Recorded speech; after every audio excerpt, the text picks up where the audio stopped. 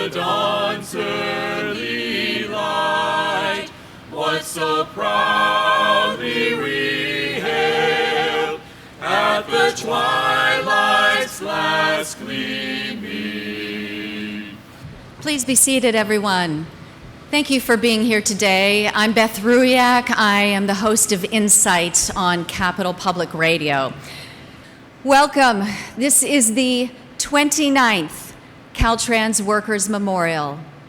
If you look at the front of your program, you see the phrase, in memory of 189 fallen workers since 1921. But our condolences go in particular to you, the family members. We have about 100 of you here today. And you have told me year after year and time after time that this is a place that feels so close and so strong in that connection of what being in memory of is. I don't want anyone here today to be afraid to approach a family member with a story, a moment, any of your own connection, and let them know about the appreciation of their loved one. We're glad you're here. That's, I think, as it should be. I also want to acknowledge there are many friends and coworkers here for lead worker William Kasdorf from District 11, who just lost his life on September 19th. His family is long distance. We extend our condolences and our comfort to his wife and his 3 daughters. He will be honored in today's ceremony, and we hope in the future to be able to give the in-person embrace to his family.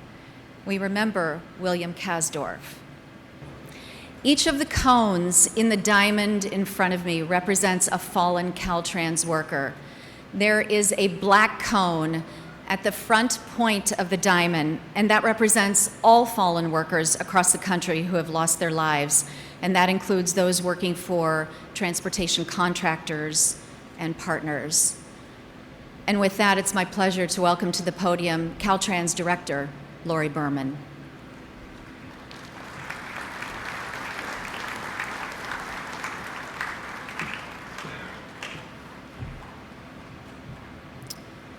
Good morning. We gather today to remember and honor the 189 Caltrans employees who made the ultimate sacrifice while serving the people of California. For all of the family members, friends, colleagues who have lost a loved one in the line of duty, please know we share your grief and we stand here with you to honor you as well.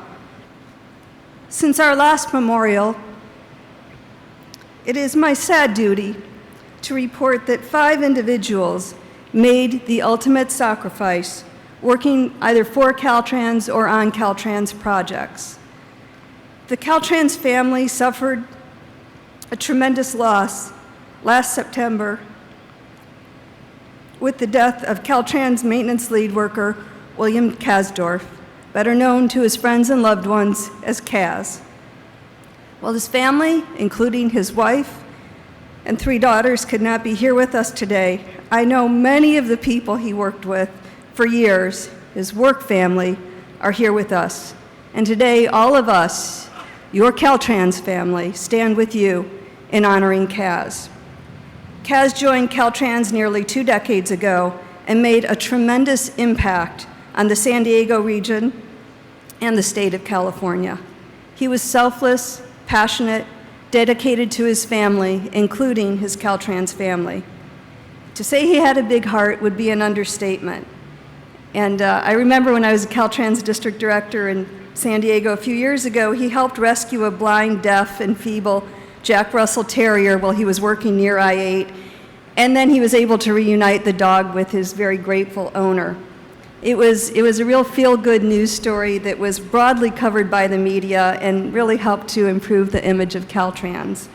He went out of his way to help the public and his coworkers, and he made a huge contribution to people's lives without them ever even knowing him by keeping our highways safe.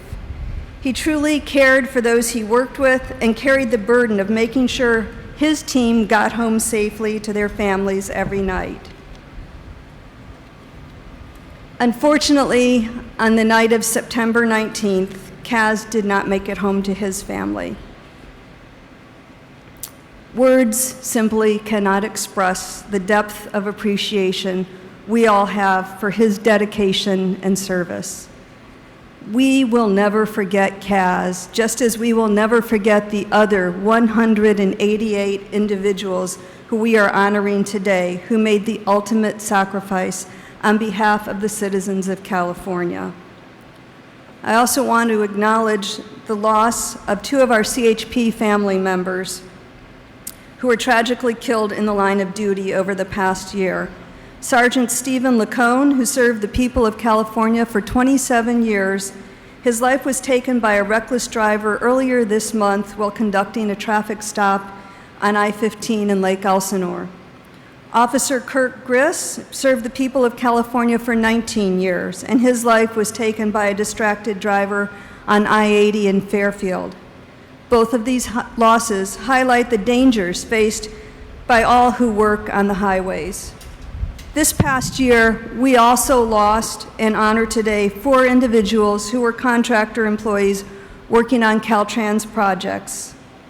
They were Kelly Haskell, Pete Marzano, Jordan Hoyt, Jesse Romero.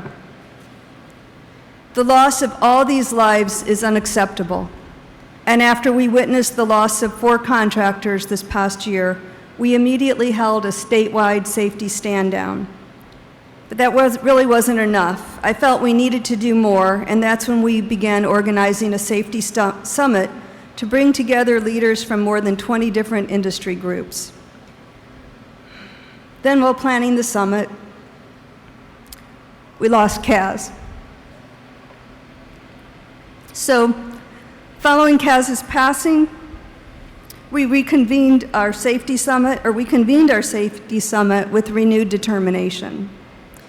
There, we agreed on 3 specific safety changes that will make a difference in our work zones. These changes will help drivers be more work zone alert, which has become more important than ever. Today, I am also announcing the creation of a new Chief Safety Officer position in my office who will report directly to me. As our new safety point person, this position will lead and deepen Caltrans' culture of safety. This will include training, instilling best practices, listening to employees, and partnering with our unions and our contractors to truly move us toward 0 deaths on California roads. For all of you who work on our highways, please do not gamble with your safety. Take the time to make sure you're protected. Let's all commit to improving our safety culture, and let's ask the general public to do the same. Now it is my honor to introduce our next speaker, Brian Annis, Secretary of the California State Transportation Agency.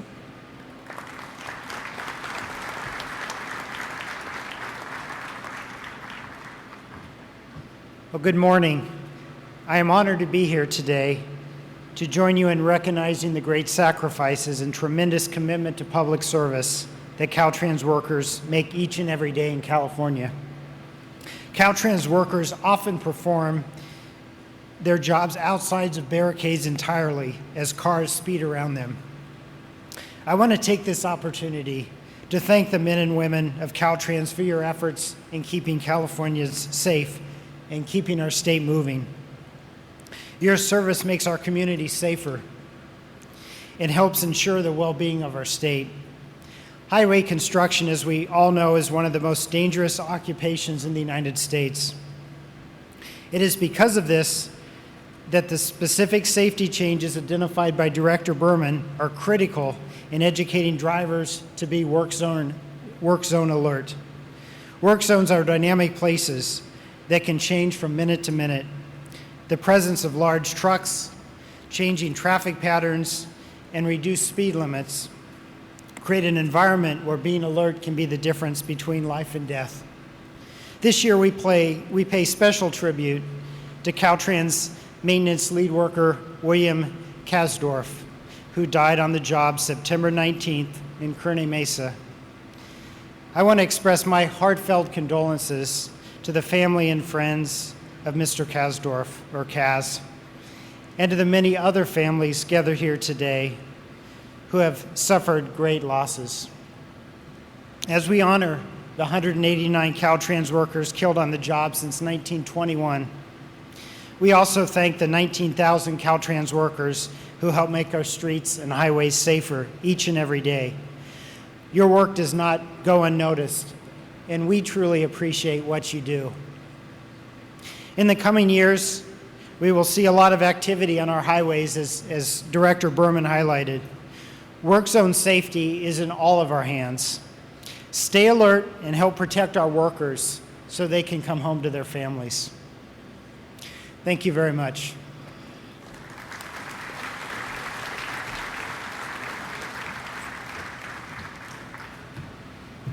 Good morning, everybody. Once again, it's an honor to be here with you today to pay tribute to the Caltrans workers and their families. Today, our hearts are with the family of William Kasdorf and colleagues who worked with him in District 11.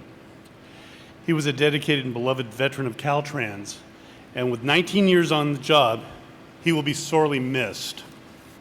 With the passage of SB 1, which I was one of the co-authors, billions more dollars will hit the street in the form of increased maintenance activities and road repair projects, and I've told my constituents, stop complaining, we're getting something done.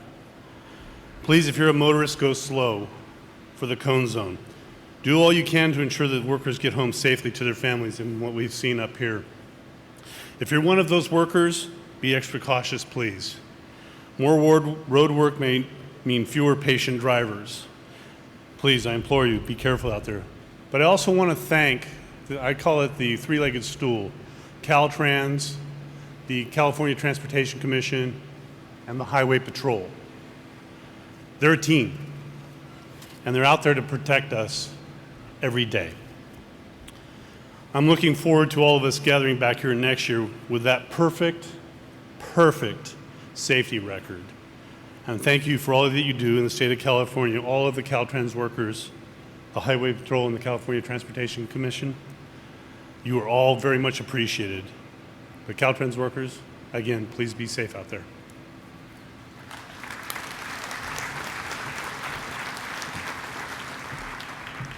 Good morning. My name is Matt Hansen. I'm the Vice President of Collective Bargaining for the Professional Engineers in California Government. PECG, or PEG, represents more than 13,000 state engineers, landscape architects, and land surveyors and related professionals. The majority of our members work for Caltrans designing and inspecting state highways. I'm so honored to be here and humbled to be with you today as we remember the women and men who gave their lives while working to keep travelers safe on our state highways. Today we share heavy hearts with their families and all Californians at their untimely passing. Yet today and every day, our grief is tempered with the gratitude for their public service, the legacies they've built, and the inspiration of their selfless examples. Thank you.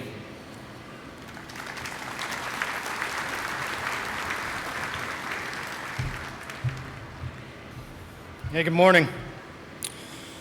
I'm an operator 2 at Whitmore Maintenance Station here in District 3. This happened a couple years ago. I've been off for the last 25 months, so this is my first chance to speak out. On December 22nd, just after 4 a.m., I was shadowing a loader operation up the 2080 eastbound at the 2080 junction. My shadow truck attenuator was struck by an errant vehicle, causing my truck to be pushed into the live number 2 lane, 73 feet from point of impact. I announced on the radio I just took a hit. Immediately reacting to my training, I pulled over, back to the shoulder where I originally started, attended to the person who hit me. This person was standing in the live lanes, and I told him to stand in front of my truck, back on the safety of the shoulder. I watched this driver get an altercation with my lead worker on scene, and then flee on foot into the darkness. Part of our training is scene safety and preservation, notifying proper authorities, our dispatch, supervisors, superintendents, fire, CHP, strike flares, help warn other motorists of the hazards, and that's when I collapsed. Unknown at the time, I had a huge adrenaline dump, and I couldn't move. 3 herniated lumbar discs, 3 back surgeries later, including a fusion with hardware. Like I said, 25 months off of work, all from an unattentive driver. Later reports from CHP, the driver was most likely impaired by drugs or alcohol from evidence left at the scene. Also, the investigation revealed the vehicle was traveling in excess of 75 miles an hour from the number 1 lane, no skid marks at point of impact. 7 months later, I was informed by CHP that human remains were found after the snow melted 4 miles from the accident. The DA's office is yet to give definitive confirmation this is the person who ran. I'm pleased to see the move over laws, signs, messages displayed, campaigns viewed on social media, and worker safety commercial on TV and radio. Statistics show 37% decrease in rear vehicle collisions on emergency vehicles such as fire equipment and ambulances that have been outfitted with reflective striping on the rear of their vehicles. It's one more attention getter for the motorists, and I think Caltrans would greatly benefit from this as well. And I mean all of our fleet, all of our pickups, all of our heavy equipment, all of our slow-moving equipment, everything. If it works for fire and ambulance, it should work for us. Thank you.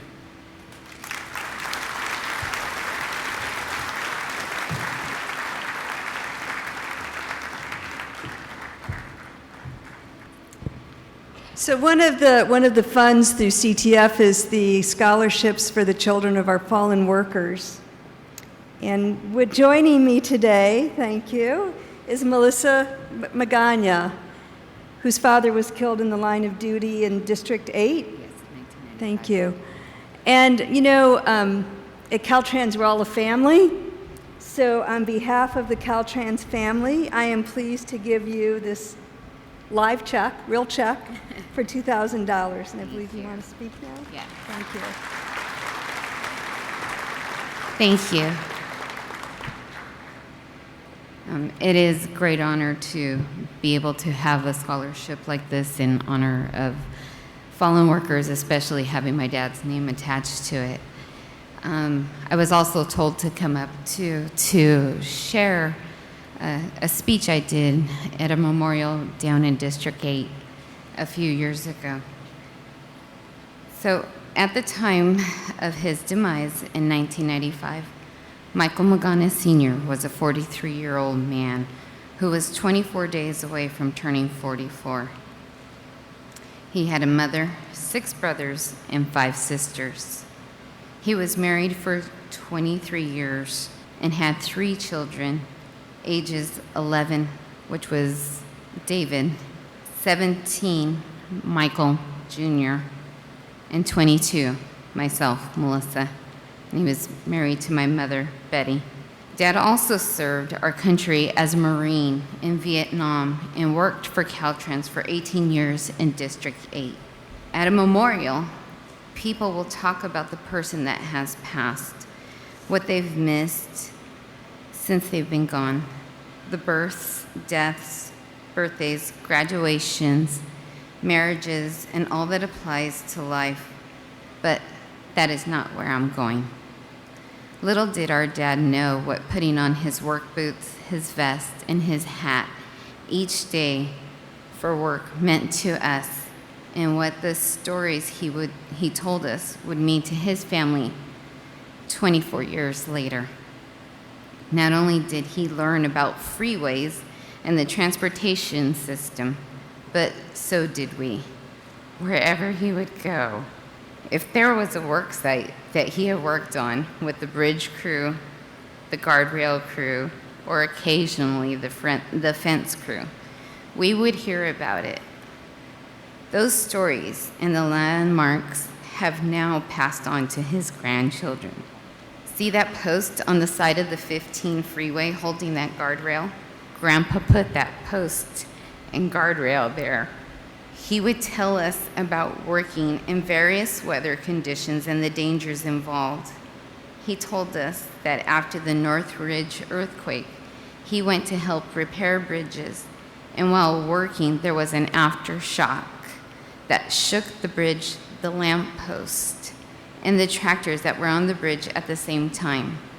Another danger was the 18-wheelers flying past on the highway as they were working, and they would have to brace themselves only to have their hard hats go flying off. He told us stories of the unthinkable things that drivers do, like a woman that was going eastbound on the I-10 and took the 215 North Bridge at the Guthrie interchange and stopped in the middle of the bridge only to reverse all the way back down just so she could continue eastbound on the I-10.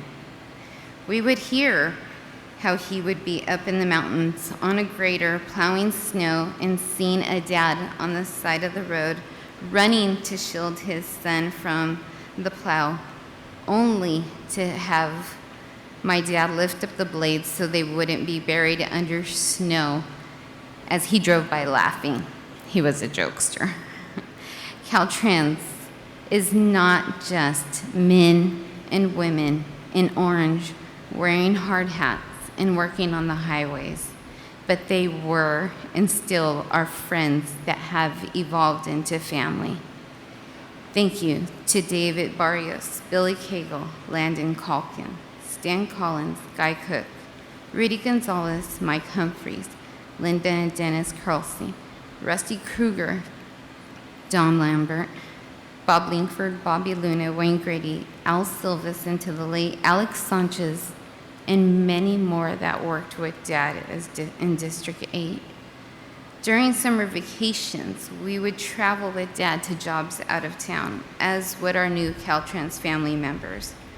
There were numerous Caltrans baseball games, barbecues, and various outings together throughout the 18 years, not to mention the countless practical jokes that would go on, but most important was the support through the rough times. Caltrans, to us, is not just another place of employment or a business we hear about in the news or view on traffic reports, but it was and still is in our lives as well as our hearts. So, as you are getting ready to go out into the field, please be on the defensive for your own safety. Just know that there are drivers out there that are aware of what you do, and that we too have seen and felt the sacrifices that you make. We do slow down when we see the cones. We pay attention to the signs, and we pray for your safety. On behalf of myself and the Magana family, thank you.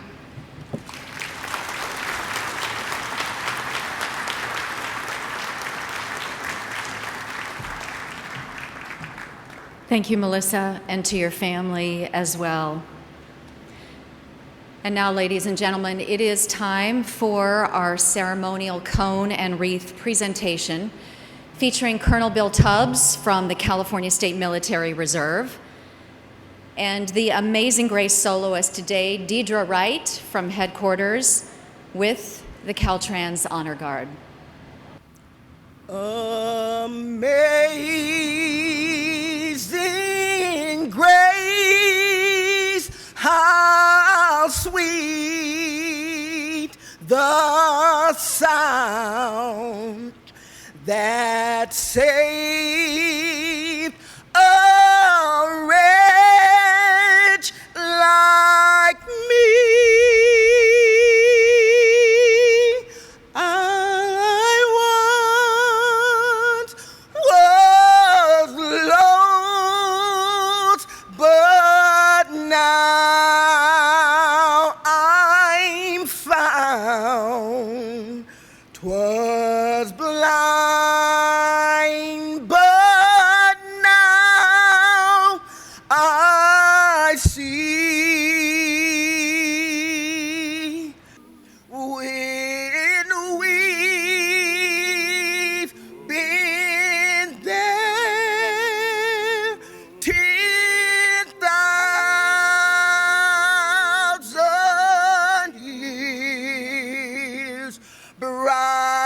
shining as the sun. We know last day to see God's praise that